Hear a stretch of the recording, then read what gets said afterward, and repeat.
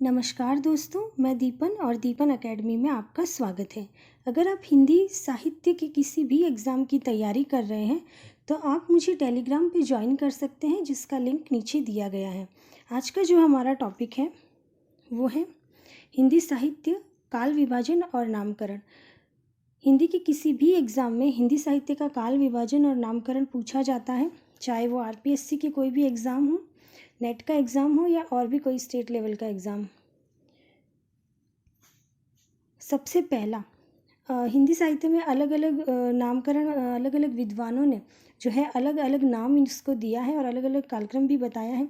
लेकिन जो सामान्य काल विभाजन है, यानी कि सभी ने जिसको माना है, वो ये जो दिया हुआ है वो ये है आदिकाल और से आधुनिक काल। सबसे पहला जो काल विभाजन है वो है आदिकाल, जिसका समय है 1000 ईस्वी से 1400 ईस्वी तक। फिर है भक्तिकाल, भक्तिकाल का समय है 1400 से 1700 ईस्वी तक। फिर है रीतिकाल और फिर है आधुनिक काल। ये जो काल विभाजन है वो सामान्य काल विभाजन है जो सभी विद्वानों ने माना है। इसके बाद आता है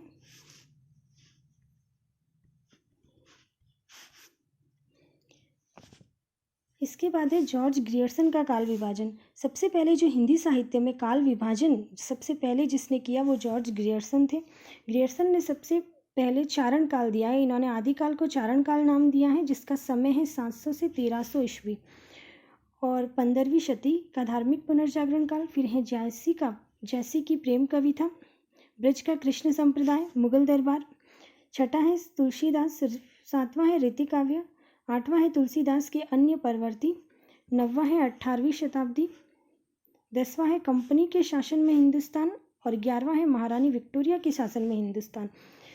जॉर्ज ग्रियर्सन ने चारण काल के अंतर्गत 9 कवियों का उल्लेख किया है, जिसमें से पुष्य कवि खुमान सिंह, केदार, कुमारपाल, अनन्यदास, चंद, जगनिक, जोधराज एवं षाडंगधर का उल्लेख किया है। इन्होंने जो नामकरण किया है वो केवल प्रवृत्तिगत काल विभाजन है, जो इन्होंने 11 भागों में हिंदी साहित्य को बांटा है। इसके बाद जो काल विभाजन आता है वो है मिश्र बंधुओं का काल विभाजन। मिश्र बंधुओं ने जो काल विभाजन दिया है, हिंदी साहित्य को जो इन्होंने बांटा है, इन्होंने संपूर्ण हिंदी साहित्य को 5 भागों में बांटा है, जिसमें सबसे पहले प्रारंभिक काल है। प्रारंभिक काल को इन्होंने फिर से 2 भागों में बांटा है, जिसमें पूर्व प्रारंभिक काल जो 700 से 1343 विक्रमी, फिर है उत्तरारंभिक काल जो है 1344 से 1444 विक्रमी। दूसरा है माध्यमिक काल। माध्यमिक को भी इन्होंने 2 भागों में बांटा है, पूर्व माध्यमिक काल और प्रौढ़ माध्यमिक काल, जिसकी समय सीमा है 1445 से 1560 विक्रमी और 1561 से 1680 विक्रमी। फिर है अलंकृत काल, पूर्व अलंकृत काल, जिसकी समय सीमा है 1681 से 1790 विक्रमी और उत्तर अलंकृत काल है 1791 से 1890।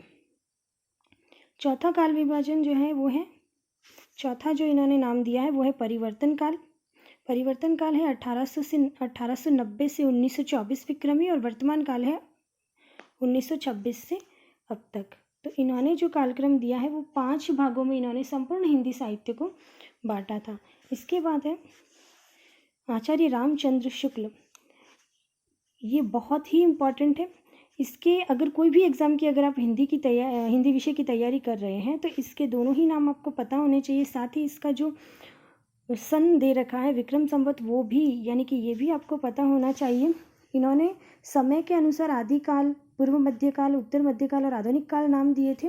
और वीर गाथा, भक्तिकाल, रीतिकाल और गद्यकाल ये प्रवृत्ति के अनुसार नाम दिए थे इन्होंने।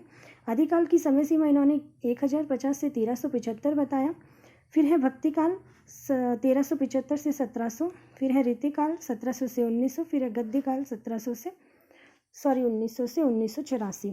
ये बहुत ही इम्पॉर्टेंट है, जिसके दोनों ही नाम और सन सभी आपको याद होने चाहिए, वो भी क्रमशः पूछता है एग्ज़ाम में। इसके बाद है डॉक्टर राम कुमार वर्मा का काल विभाजन। डॉक्टर राम कुमार वर्मा ने जो काल विभाजन किया था वो 5 भागों में इन्होंने हिंदी साहित्य के इतिहास को बांटा था, जिसमें सबसे पहले है संधि काल, जिसका समय है संवत 750 से 1000 विक्रम। और दूसरा है चारण काल है 1000 से 1375 विक्रम संवत। फिर है भक्ति काल 1375 से 1700 विक्रमी। रीतिकाल है संवत 1700 से 1900 विक्रमी और आधुनिक काल है 1900 से अब तक।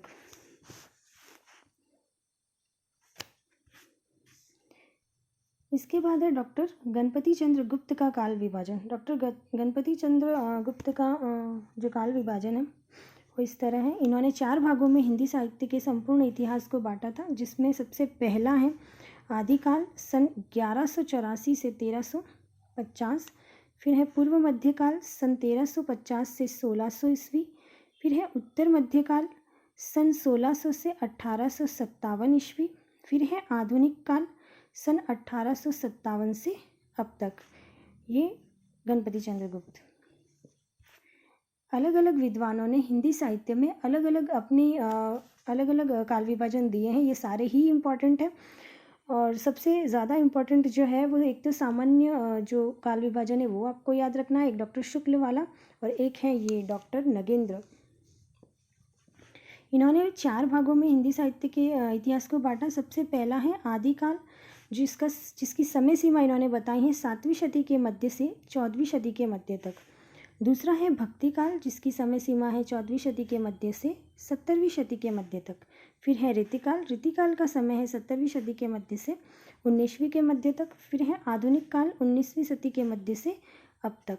डॉक्टर नगेंद्र का भी काल विभाजन बहुत ही इम्पॉर्टेंट है, जिसका समय और नाम दोनों ही आपको याद होने चाहिए। इसके बाद आता है आदिकाल का नामकरण। ये जो थे मतलब यहाँ तक हमने देखा है कि किस विद्वान ने किस तरह से हिंदी साहित्य का जो हिंदी साहित्य की संपूर्ण इतिहास का जो काल विभाजन किया और कितने भागों में उन्होंने बांटा है। अब आगे जो ये है नामकरण, यानी कि आदिकाल और रीतिकाल 2 ऐसे काल हैं जिसको अलग अलग नामों से विद्वानों ने जो है इसका नामकरण किया है और एग्ज़ाम में इसके नाम पूछे जाते हैं कि आदिकाल को चारण काल किसने कहा है, वीर काल किसने कहा है, वीर गाथा काल किसने कहा है, तो ये भी आपको पता होना चाहिए। तो सबसे पहले आदिकाल को चारण काल जो है वो जॉर्ज ग्रियर्सन ने कहा था। इसके बाद है प्रारंभिक काल मिश्र बंधुओं ने कहा था। बीज वपन काल आचार्य रामचंद्र शुक्ल ने आचार्य महावीर प्रसाद द्विवेदी ने कहा था। फिर है वीर गाथा काल आचार्य रामचंद्र शुक्ल ने कहा था। सिद्ध सामंत काल राहुल सांकृत्यायन ने कहा। वीर काल आचार्य विश्वनाथ प्रसाद मिश्र ने कहा।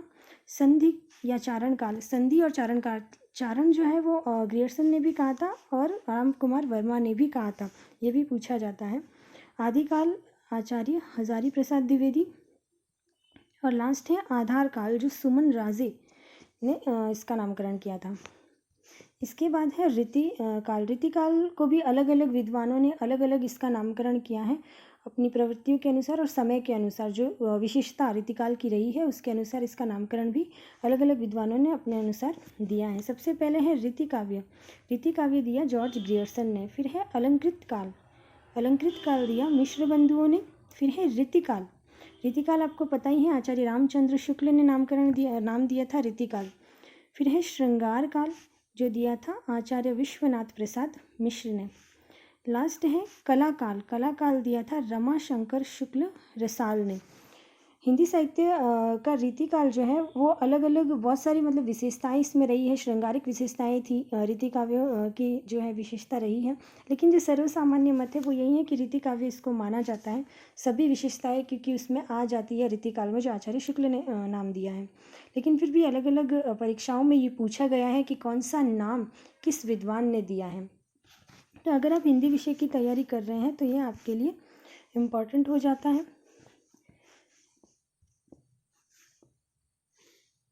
इसके बाद है तो ये थी हमारी आज की क्लास। अगर आपको ये क्लास अच्छी लगी है तो लाइक शेयर एंड सब्सक्राइब ज़रूर करें।